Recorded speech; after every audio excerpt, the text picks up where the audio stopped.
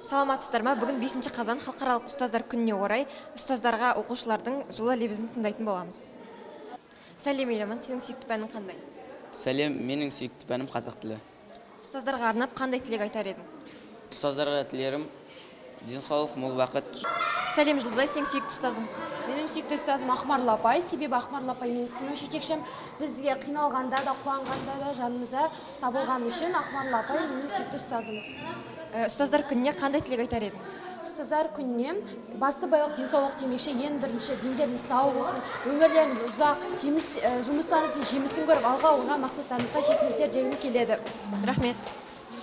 Сәлем Нұрсейіт, ұстаздар күніне қандай жылы лебізіңді айтасың? Бақ мұнғанымдеге денсаулық, ұзақ өмір, отбасында жақсылық тілеймін. Сәлем Аружан, сенің сүйікті пәнің қандай?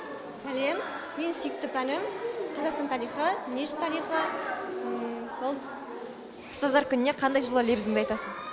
Ұстаздар күніне құрметті ұстаздар қауымы, сіздерді бүгінгі келіп жеткен мерекелеріңізбен шын жүректен құттықтаймын. Сіздерге мол табыс, шығармашылық жетістіктер тілеймін. Рахмет.